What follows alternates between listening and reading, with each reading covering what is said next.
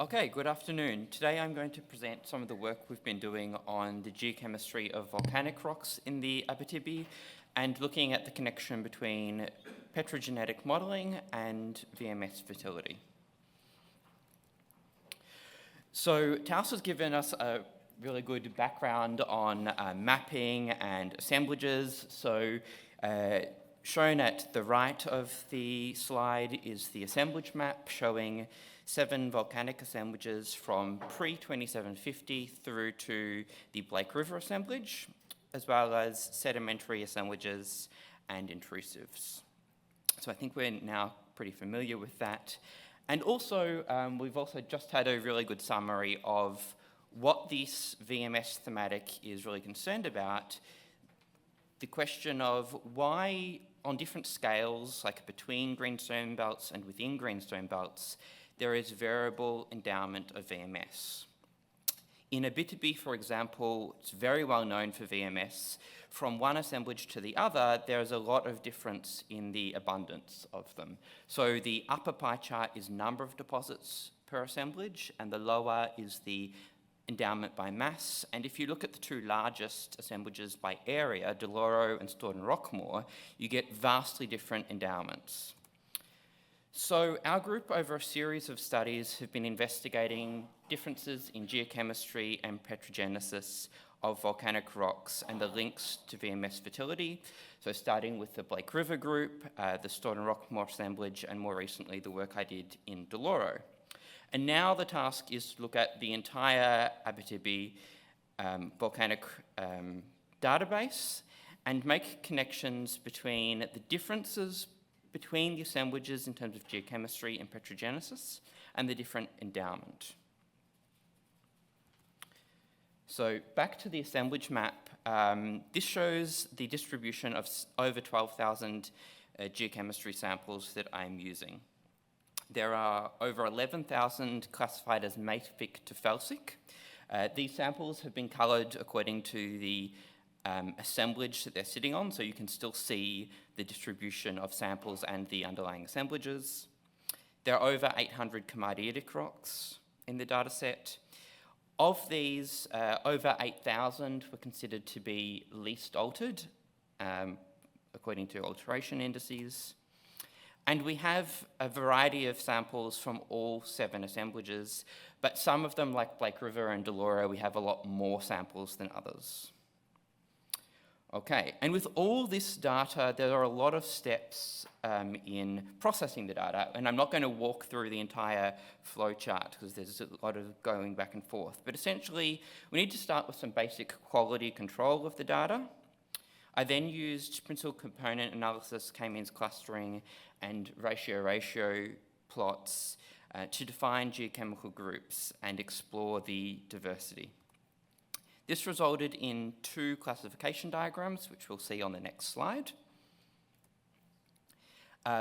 Some new data was added into the dataset kind of late, and so ultimately we have the over 12,000 samples classified as komatiitic rocks and 12 geochemical groups of mafic to felsic rocks. And the last stage is that whenever we're interested in looking at patterns in major elements, we use this least altered sample dataset, which comes out of the complete dataset. To begin with classification, we're going to look at this Jensen diagram, this triangular diagram where the 2 fields on the right-hand side with a lot of grey data points are komatiitic basalts and komatiites. And because the dataset hasn't yet been filtered for alteration and we want to keep all of the data with their trace element information in there, some plots in these komatiitic fields, some data in the komatiitic fields will be spuriously magnesium rich because alteration has shifted major elements around, and we want to weed out those. To do this, examining plots involving chromium, magnesium, aluminium, titanium, and ytterbium, I was able to decide which we thought were genuinely komatiitic and had appropriate geochemical signatures. And these are shown here's the laser pointer, this high chromium aluminium group at low ytterbium titanium as the confirmed chemidetic, and then with low chromium aluminium ratios and variable ytterbium titanium are non-chemidetic. And this group was put back into the mafic to felsic dataset. And that dataset is then classified in terms of trace element characteristics on this thorium ytterbium versus ytterbium titanium plot, giving us 12 geochemical groups, starting with heavy rare earth enriched basalts, thallitic basalts, then going across in increasingly high ytterbium titanium, thallitic andesites, dacites and rhyolites. We come up in thorium ytterbium to the high thorium intermediate rocks and can go across to transitional andesites, dacites and rhyolites. We can come up a bit further to calc-alkaline dacites and calc-alkaline rhyolites, and at the extreme high thorium ytterbium, low ytterbium titanium, we have these heavy rare earth depleted intermediate rocks. Okay.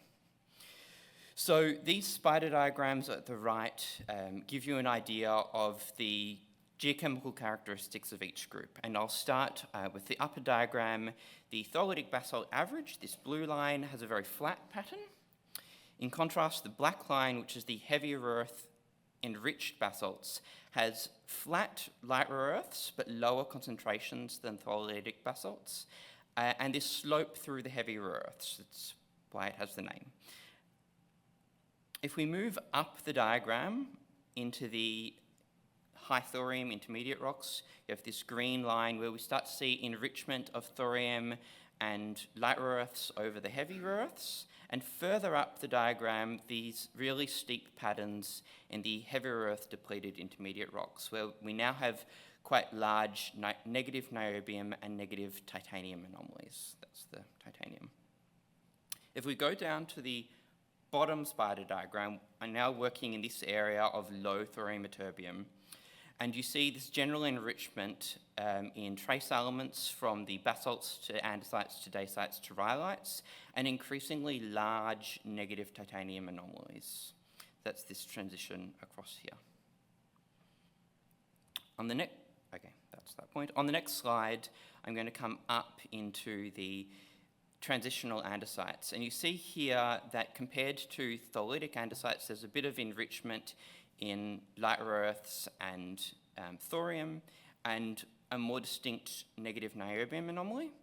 And as we continue to move across to higher ytterbium titanium, again, trace elements enrich mostly, but the titanium anomaly becomes more and more negative. And you see the same pattern if we come from the high thorium intermediate to calc-alkaline dacites to rhyolites on the lower spider diagram, where the overall pattern, that slope, is very similar, but the trace elements enrich and the negative titanium anomaly deepens. The next question is, what explains all this geochemical diversity? How can we connect these different groups and their patterns to magmatic processes? Over a series of studies, myself and Octavio have worked with geochemical modelling using the magma chamber simulator, and this investigates crystallization of magma bodies. And the general idea is we have a magma body, and its crystallization is going to be constrained using the MELTS phase equilibria software. And you can do a simple model, just fractional crystallization of this magma. You can also periodically recharge the magma with fresh magma of your choosing in these RFC models.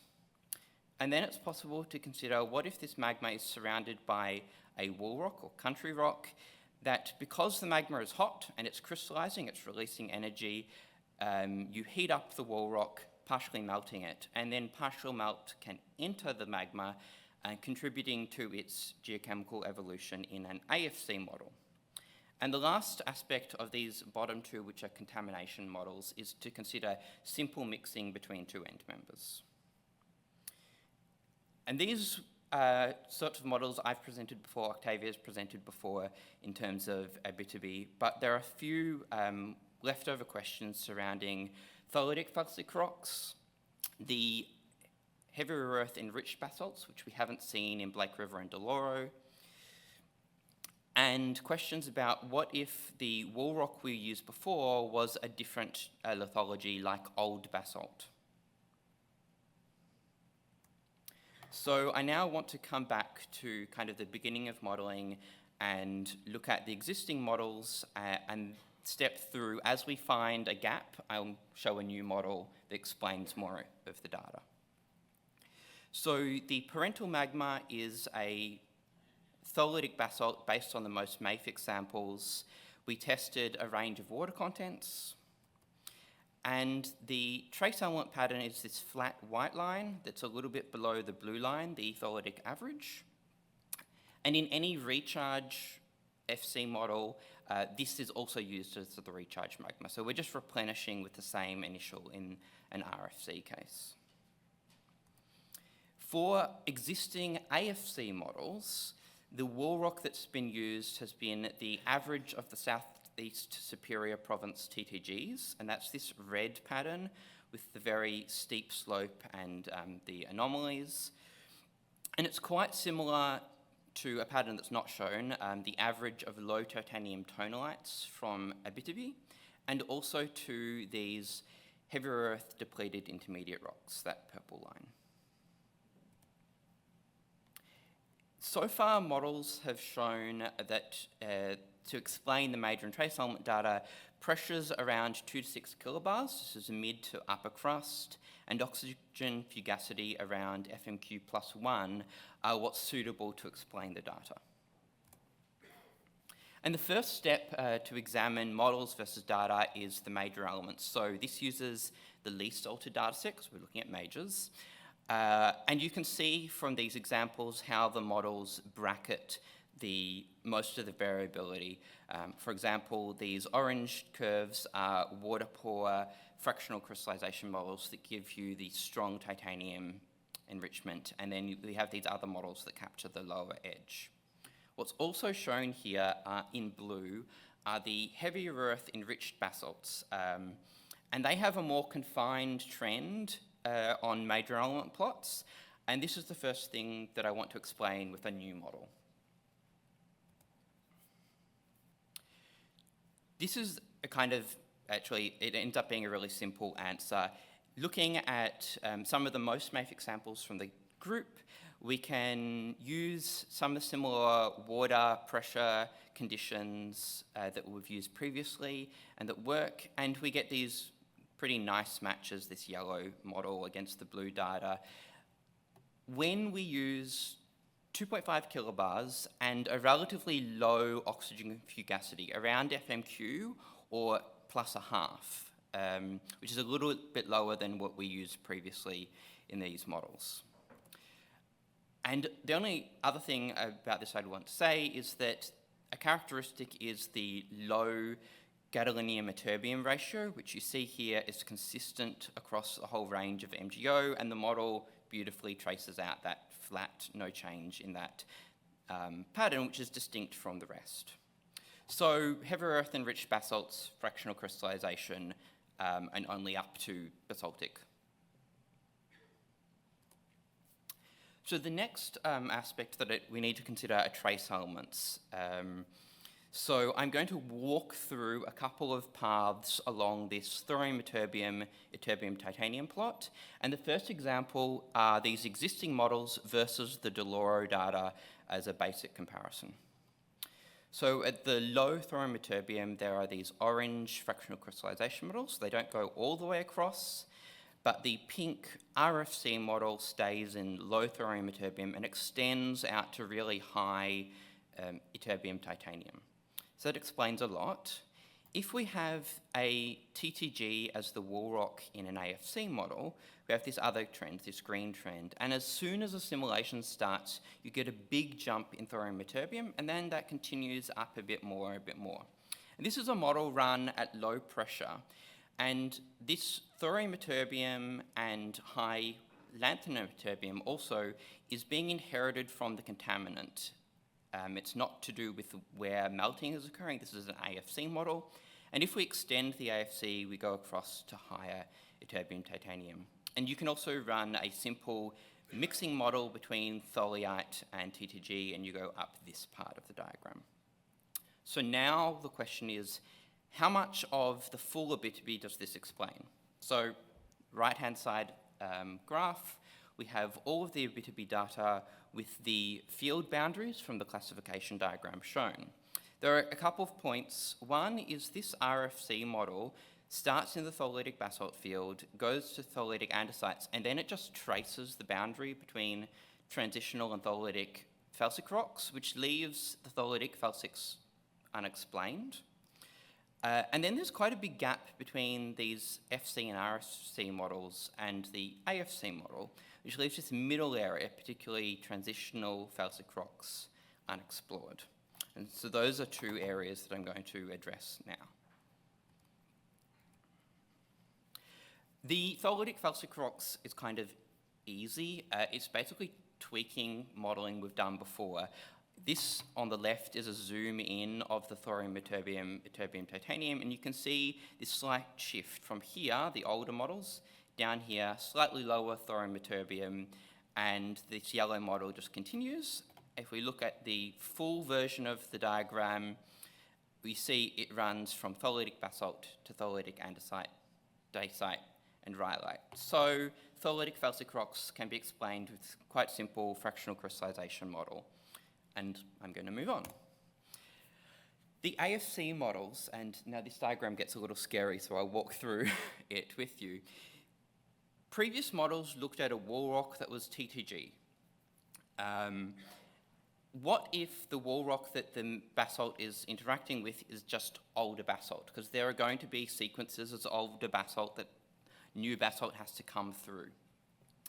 And when considering this option, we now have to think about what the effective pressure is, because it's a different wall rock, so the phase relationships are going to be pressure dependent, we haven't investigated that before. So I'm going to focus first on this yellow-orange trend, and this is AFC with the basalt as a wall rock at 2.5 kilobars, so it's an upper crustal model. And this little curve from basalt to tholeitic andesite is the AFC model. And eventually the magma and the wall rock reach the same temperature and the AFC model has to stop, but there is still magma present. We can extend fractional crystallization, and it just follows the boundary between the groups like the RFC model did. If we move down into the crust, up pressure to 6, we'll look at this yellow curve. We now go to slightly higher thorium ytterbium in the AFC model and reach the transitional andesite field. Go up pressure again to 10 kilobars and do this AFC model, and we go more or less straight up in thorium ytterbium with no change in ytterbium titanium. And again, eventually, the magma and the wall rock reach the same temperature, so the assimilation model ends, but we now have the question, what happens to this magma that's contaminated sitting at 10 kilobars? It can maybe fractionate further at 10 kilobars in the lower crust, and you get this model that goes off to the side, or it can ascend through the crust further. If it stalls somewhere, it can continue fractionating, and that's what is modelled in the pink curve. If it ascends and stalls at 2.5 kilobars, the fractionation just goes across through the transitional andesites to transitional dacites and up to the transitional rhyolites. And this is kind of the part of the diagram we wanted to explore more. Now that we have a whole series of models that connect different parts of the classification diagram explaining all sorts of geochemical groups, I'm going to look at the connection to VMS. So to do this, I will compare the different assemblages in terms of geochemical characteristics. And the first point is this diagram on the left showing the proportions of komatitic, mafic, intermediate and felsic rocks. And the stars show you which assemblages are the fertile ones, Deloro, Kid Munro, and Blake River. And then the next plot in the middle is the magmatic affinity of the mafic to felsic rocks. A few observations are komatiitic rocks are mainly in Pecord, Kid Munro, and Tisdale. There seems to be an association between felsic rocks and fertile assemblages, which was the topic of Taus's talk. There's an association between tholitic affinities and infertile assemblages, and between transitional affinities and fertile assemblages. But there's a lot of detail that you can't really get into with this comparison, which we can get into if we use the classification into 12 groups and the komatiitic rocks. So this set of groups is what I'm going to be used going forward. This bar chart I'm not going to focus on for too long, but it shows the proportions of the mafic to felsic groups, first in Abitibi as a whole, and then in each assemblage, again, the star for the fertile ones. But you can't see a lot of details, so to highlight the details, what I've done is taken the proportions shown in each assemblage and normalised them to the proportion in Abitibi, and then plotted them on a radial diagram. So that's these sort of diagrams. And we don't need all of the details, but each axis is komatiitic rocks or one of the geochemical groups. Each line is an assemblage. The white circle in the middle is Abitibi, so its default is 1 because that's the normalisation factor. And we see a few spikes. This is where that assemblage has that group unusually abundant compared to the rest of Abitibi. Deloro has lots of tholitic rhyolites, for example. There's a spike in subalkaline dacites in Pecord. Over on the right-hand side, there's a spike in transitional dacites for Blake River. And there's this unusual abundance of komatiitic and heavier earth-enriched basalts in Tisdale. As another way of comparing them, a little bit simpler and to capture the whole picture of infertile versus fertile, I've grouped the Deloro, Kid Munro, and Blake River into fertile assemblages, and the other 4 into the infertile assemblages, and again normalise these averages relative to the whole Abitibi. And this gives us these 2 lines, the blue average fertile and the orange average infertile. And the spikiness of this highlights a few geochemical groups: tholitic andesites, dacites, rhyolites, and transitional andesites. Transitional dacites, lots of those in Blake River, for example, transitional rhyolites and subalkaline rhyolites, like what you see at Selby, are prominent in the fertile assemblages. In contrast, in the infertile assemblages, you see an abundance of heavier earth depleted intermediate rocks, heavier earth enriched basalts, and tholitic basalts. And the fertile versus infertile division is not really clear on komatiitic rocks, subalkaline dacites, or high thorium intermediate rocks. And the final summary to bring this fertile versus infertile groups and the geochemical modelling together is to look at this diagram again. And highlighted in pink are the groups that are fertile associated, and on the right, highlighted in green, the groups that are infertile associated. If we then think about the modelling, we have AFC models that took us from tholitic basalts through to tholitic felsic rocks. There were AFC models that took us up here to these rocks, and with further fractionation went into the transitional felsics and the subalkaline rhyolites. In contrast, the infertile associated ones are basically end member sorts of magmas, like mantle-derived magmas and crust-derived TTG-like magmas.